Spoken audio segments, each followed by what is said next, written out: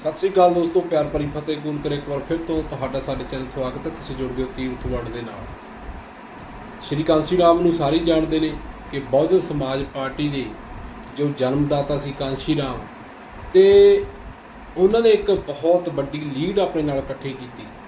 ਉਹਨਾਂ ਨੂੰ ਪਤਾ ਸੀ ਕਿ ਮੇਰੇ ਇਸ ਭਾਈਚਾਰੇ ਨੇ ਮੇਰੇ ਮਗਰ ਨਹੀਂ ਤੁਰਨਾ, ਪਰ ਫਿਰ ਵੀ ਉੱਤਰ ਪ੍ਰਦੇਸ਼ 'ਚ ਜਾ ਕੇ ਉਹਨਾਂ ਨੇ ਆਪਣੀ ਸਰਕਾਰ ਬਣਾਈ ਤੇ ਇੱਕ ਇਹੋ ਜਿਹਾ ਰਾਹ ਤਿਆਰ ਕੀਤਾ ਜਿਸ ਤੇ ਚੱਲ ਕੇ ਬਹੁਜਨ ਸਮਾਜ ਪਾਰਟੀ ਦੇ ਲੋਕ ਆਪਣੇ ਹੱਕਾਂ ਦੀ ਆਵਾਜ਼ ਆਪਣੀ ਬੁਲੰਦ ਕਰ ਸਕੇ। ਅੱਜ ਉਹਨਾਂ ਕਾਂਸੀ ਰਾਮ ਦੇ ਜੀਵਨ ਨੂੰ ਆਪਾਂ ਪੜ੍ਹਾਂਗੇ, ਸੁਣਾਂਗੇ ਤੇ ਕਾਂਸੀ ਰਾਮ ਦਾ ਜੀਵਨ ਕੀ ਸੀ ਤੇ ਕਾਂਸੀ ਰਾਮ ਨੇ ਆਪਣੇ ਜੀਵਨ ਦੇ ਵਿੱਚ ਕੀ ਕੀਤਾ ਤੇ ਕਾਂਸ਼ੀ ਰਾਮ ਨੂੰ ਬਹੁਜਨ ਸਮਾਜ ਪਾਰਟੀ ਦਾ ਜਨਮਦਾਤਾ ਕਿਉਂ ਕਿਹਾ ਜਾਂਦਾ।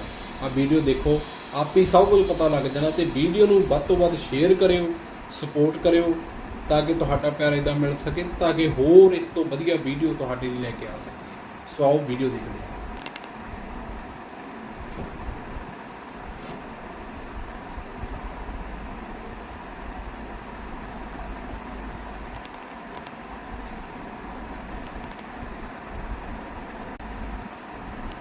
परिवार में हुआ। आदरवश लोग उन्हें साहब या मान्यवर कहते हैं। कांशीराम की शुरुआती शिक्षा शासकीय प्राथमिक शाला मिल्कपुर पंजाब में हुई। उस जमाने में अधिकांश दलित विद्यार्थियों की तरह उन्हें भी अपने अध्यापकों के हाथों भेदभाव का शिकार होना पड़ा। दलित विद्यार्थियों को एक अलग मटके से पानी पीना पड़ता था। जातिगत भेदभाव और तरह तरह की मुसीबतों का मुकाबला करते हुए भी उन्होंने पढ़ाई में सफलता प्राप्त की और सन 1956 में रोपड़ के सरकारी कॉलेज से बीएससी की डिग्री हासिल की। भेदभाव की इन घटनाओं से कांशीराम काफी आहत होते थे। एक अन्य घटना जिसने उन पर गहरा असर डाला वो थी एक बड़े अधिकारी का उनके पिता के साथ व्यवहार। कांशीराम ने स्वयं इस घटना का वर्णन किया था। बकौल कांशीराम, जब मैं स्कूल में पढ़ता था तब एक दिन मेरी माँ ने मुझसे मेरे पिता को खाना पहुँचाने के लिए कहा। वे उस समय रोपड़ कनाल गेस्ट हाउस में बेगार कर रहे थे। मैंने खाने की पोटली ली और गेस्ट हाउस के लिए निकल पड़ा। उस दिन बहुत गर्मी थी और जब मैं गेस्ट हाउस पहुंचा तो मैंने देखा कि मेरे पिता पसीने से लथपथ थे।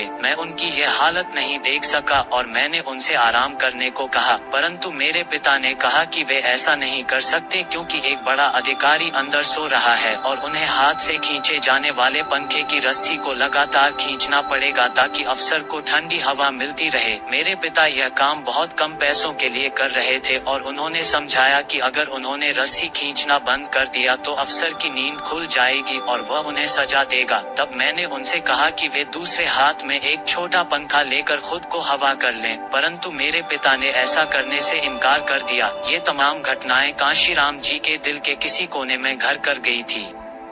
अपने युवावस्था में कांशीराम अन्य युवाओं की तरह ही सपने देखा करते थे। वह अपने गांव में कुश्तीबाजी के चैंपियन थे और सतलज नदी को तैरकर पार कर जाते थे। कांशीराम फिल्मी हीरो बनना चाहते थे। वो बराबर फिल्मी पत्रिकाएं पढ़ा करते थे। यही वजह रही कि उन्होंने मुंबई के नजदीक पूना में एक ऑर्डिनेंस फैक्ट्री में नौकरी कर ली। लेकिन यही उनके ऑफिस में साथ काम करने वाले चतुर्थ वर्ग के कर्मचारी दिना भाना के साथ घटी एक घटना ने कांशीराम के जीवन की दिशा बदल दी। असल में दिना भाना ऑर्डिनेंस फैक्ट्री के अधिकारियों से अंबेडकर जयंती के दिन छुट्टी मांग रहे थे। दिना भाना ने इसके खिलाफ आवाज उठाई, जिस पर कंपनी के अधिकारियों ने उन्हें निलंबित कर दिया। दिना भाना के दलित समाज का होने की वजह से कांशीराम जी का उनसे जुड़ाव था, जिसकी वजह से वह दिना भाना के पक्ष में खड़े हो गए। हालांकि तब कांशीराम जी डॉक्टर अंबेडकर और उनके मिशन से नहीं जुड़े थे, इसलिए उनके मन में एक बात खटक रही थी कि आखिर क्यों डॉक्टर अंबेडकर की वजह से दिना भाना ने कंपनी मालिकों से लड़ाई मोल ली और अपनी नौकरी दांव पर लगा दी। उन्होंने दिना भाना से डॉक्टर अंबेडकर के बारे में पूछा। इस पर दिना भाना ने कांशीराम को डीके खापरदे से मिलवाया। खापरदे ने कांशीराम को अंबेडकर के बारे में जानकारी नहीं होने को लेकर आश्चर्य व्यक्त किया और बताया कि अगर डॉक्टर अंबेडकर न होते तो उन्हें यह नौकरी नहीं मिली होती। उन्होंने कांशीराम को बाबा साहब डॉक्टर अंबेडकर द्वारा लिखित पुस्तक एनिहिलेशन ऑफ कास्ट पढ़ने के लिए दिया। कांशीराम इस पुस्तक को पूरी रात बार बार पढ़ते रहे। इसे पढ़ते हुए उन्हें बचपन में स्कूल में अपने साथ और अपने पिता के साथ होने वाले भेदभाव की बात याद आने लगी। यहीं से कांशीराम जी का जीवन और इसका उद्देश्य पूरी तरह बदल गया। इसके बाद कांशीराम जी ने बाबा साहब के आंदोलन का गहन अध्ययन किया तो उन्होंने देखा कि बाबा साहेब के महापरिनिर्वाण के बाद उनका कारवां रुक गया है। बामसेफ के लोग बताते हैं कि बाबा साहेब को समझने के बाद कांशीराम दिनाभाना के साथ अन्याय करने वाले अधिकारी कुलकर्णी पर इतना गुस्सा हुए कि उसे थप्पड़ मार दिया। इसके बाद उन्हें नौकरी से निकाल दिया। इस घटना के बाद उन्होंने डी.के. खापर्दे, दिनाभाना एवं अन्य साथियों के साथ मिलकर भारत में बहुजन आंदोलन की शुरुआत की। कांशीराम ने अपनी राजनीतिक यात्रा बाबा साहेब अम्बेडकर द्वारा उनके जीवन के अंतिम वर्षों में स्थापित की गई RPI, the Republican party of India से शुरू की, जो BAMCEF, all India backward and minority community employees federation और DS4 के रास्ते बसपा तक पहुंची। आंदोलन में सक्रिय होने पर वो पुणे में आरपीआई से जुड़े। उन्होंने डॉक्टर अंबेडकर द्वारा स्थापित पीपल एजुकेशन सोसाइटी के लिए भी काम किया। दिनाभाना की घटना के बाद 1964 में नौकरी से इस्तीफा देकर आरपीआई की सदस्यता ले ली। बाद में उन्होंने आरपीआई की यह कहकर आलोचना की कि वह अनेक धड़ों में बंटी हुई थी और अपने मूल लक्ष्य से भटके हुई थी। आरपीआई से मोहभंग के बाद कांशीराम ने सन 1971 में MMCEA, minority community employees association का गठन पुणे में किया। बाद में इसी संस्था का नाम बदलकर उन्होंने बामसेफ कर दिया। इसी बीच उन्होंने यह तय किया कि वो कभी अपना घर नहीं बसाएंगे और उनकी कोई संपत्ति नहीं होगी। उन्होंने अपने माँ बाप को चिट्ठी लिखकर इस बारे में अवगत करा दिया और जीवन के आखिरी वक्त तक इस वचन का पालन किया। कांशीराम का सबसे प्रमुख पक्ष यह रहा कि अपने सार्वजनिक जीवन की शुरुआत से ही वो दलितों, पिछड़ों और अल्पसंख्यकों सभी को साथ लेकर चलने की बात करते रहे। वो बहुजन समाज की बात करते रहे, जिसमें समाज के 85% लोग शामिल थे और उन पर 15% लोग शासन करते थे। उनके द्वारा गठित DS4 ने 3 कामों के जरिए लोकप्रियता हासिल की। पहियों पर अंबेडकर मेले का आयोजन, 3000 किलोमीटर तक साइकिल रैली एवं जनता की संसद का गठन करना। 80 और 90 के दशक में उनका व्यक्तित्व अनबुझ पहेली की तरह रहा। 90 के दशक के बाद उन्होंने भारतीय राजनीति को अकेले दम पर एक नई दिशा दी। उन्होंने गरीबों, मजलूमों, अशिक्षितों, ग्रामीण अंचल का एक ऐसा आंदोलन खड़ा किया जो पढ़े लिखे शहरी तथा पूंजीपतियों द्वारा समर्थित दलों को मुंह चिढ़ाते हैं। मान्यवर कांशीराम का व्यक्तित्व साधारण मनुष्य का था, जो कि एक सामान्य सामाजिक परिवेश से उठकर भारतीय राजनीति में सूर्य की तरह चमके।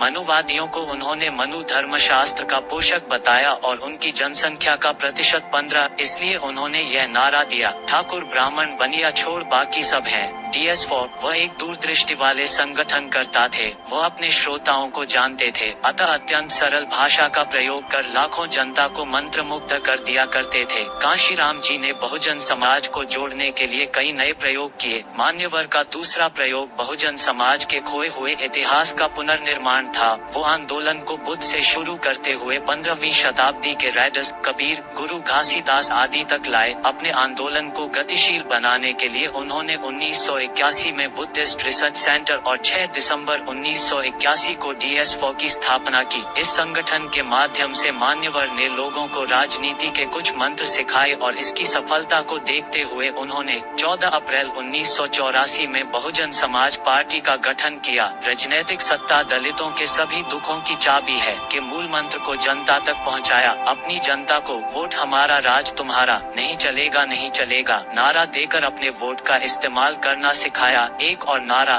जिसकी जितनी संख्या भारी उसकी उतनी भागीदारी, के द्वारा उन्होंने बताया कि प्रजातंत्र में सबसे बड़ा हथियार लोगों की जनसंख्या होती है। मान्यवर इसी बात को अपनी भोली भाली जनता को बताना चाहते थे। अपने आंदोलन को गतिशीलता देने में मान्यवर ने कभी भी प्रजातांत्रिक मूल्यों का साथ नहीं छोड़ा। उन्होंने सदैव प्रजातांत्रिक मूल्यों पर ही अपनी राजनीति को कायम रखा। उन्होंने कभी भी अपने राजनीतिक जीवन में अपनी सत्ता के लिए किसी दूसरे दल के MLA को नहीं तोड़ा, जैसा कि अमूमन राजनीतिक दल किया करते हैं। कभी भी उन्होंने बूथ कैप्चरिंग और दबंगई का सहारा नहीं लिया, बल्कि अपने संगठन की क्षमता एवं अपने लोगों के वोटों पर ही भरोसा किया। कांशीराम जी मीडिया को मनुवादी कहा करते थे और इसलिए उन्होंने बहुजन समाज का एक स्वतंत्र और आत्मनिर्भर मीडिया प्रचार माध्यम विकसित करने की हमेशा लालसा रही। इसी प्रकार में उन्होंने पहले द अनटचेबल मासिक पत्रिका निकाला, फिर अ प्रेसिड इंडियन मासिक पत्रिका निकाली। इसके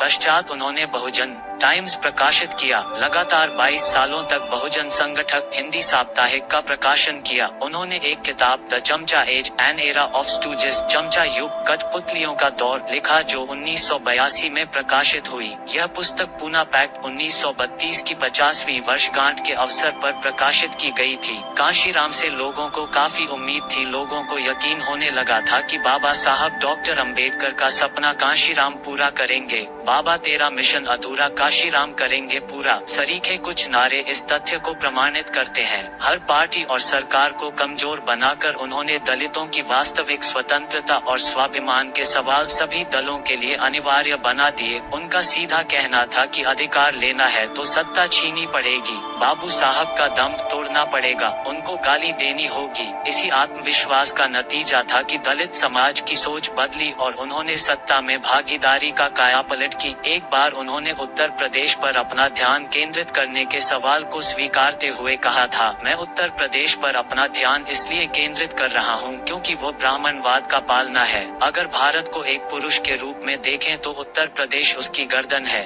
जब मैं गर्दन को दबोचता हूँ तो शरीर के दूसरे अंग स्वतः निष्क्रिय हो जाते हैं और उस पर हमारा नियंत्रण कायम हो जाता है। इलाहाबाद में 1987 के लोकसभा उपचुनाव में कांशीराम पहली बार रणक्षेत्र में उतरे और वीपी सिंह के खिलाफ चुनाव लड़े। हालांकि कांशीराम चुनाव नहीं जीत सके लेकिन वीपी सिंह सरीखे दिग्गज नेता के सामने उन्हें मिले 2 लाख से ज्यादा वोट बसपा की बढ़ती शक्ति की धमक का इशारा कर चुके थे। 4 वर्ष बाद 1991 में उत्तर प्रदेश के इटावा संसदीय क्षेत्र से जीतकर कांशीराम पहली बार 10वीं लोकसभा में पहुंचे। सन 1996 की 11वीं लोकसभा के लिए वो होशियारपुर पंजाब से निर्वाचित होकर संसद पहुंचे। उन्होंने अपना आखिरी भाषण 15 सितंबर 2003 को दिया। उस दिन मान्यवर कांशीराम हैदराबाद में एक बैठक करके वापस लौट रहे थे तो उन्हें मस्तिष्काघात हो गया। इसके बाद वह गंभीर रूप से बीमार हो गए। 9 अक्टूबर 2006 को कांशीराम जी की मृत्यु हो गई। ਸੋ ਇਹ ਸੀ ਕਾਂਸੀ ਰਾਮ ਦਾ ਜੀਵਨ ਸ਼ੁਰੂਆਤ ਤੋਂ ਲੈ ਕੇ ਉਹਨਾਂ ਦੇ ਆਖਰੀ ਸਮੇਂ ਤੱਕ ਦੀ ਕਹਾਣੀ। 9 ਅਕਤੂਬਰ 2006 ਨੂੰ ਕਾਂਸ਼ੀ ਰਾਮ ਦਾ ਅਕਾਲ ਚਲਾਣਾ ਹੋ ਜਾਂਦਾ ਤੇ ਉਹਨਾਂ ਨੇ ਆਪਣੀ ਪਾਰਟੀ ਨੂੰ ਕਿਸ ਬੁਲੰਦੀ ਤੇ ਪਹੁੰਚਾਇਆ ਤੇ ਆਪਣੀ ਪਾਰਟੀ ਲਈ ਕਿੰਨਾ ਸੰਘਰਸ਼ ਕੀਤਾ ਤੇ ਕਿੰਨਾ ਤੋਂ ਸੇਧ ਲਈ ਕਿ ਤੁਸੀਂ ਇਸ ਵੀਡੀਓ ਵਿੱਚ ਦੇਖਿਆ, ਸੁਣਿਆ, ਸਮਝਿਆ। ਤੇ ਵੀਡੀਓ ਨੂੰ ਅੱਗੇ ਦੀ ਅੱਗੇ ਸ਼ੇਅਰ ਜ਼ਰੂਰ ਕਰਿਓ ਤੇ ਵੀਡੀਓ ਦੇ ਕਮੈਂਟ ਬਾਕਸ ਵਿੱਚ ਵਿਚਾਰ ਜ਼ਰੂਰ ਸਾਂਝੇ ਕਰਿਓ ਕਿ ਵੀਡੀਓ ਕਿਵੇਂ ਲੱਗੀ। ਸਤਿ ਸ਼੍ਰੀ ਅਕਾਲ।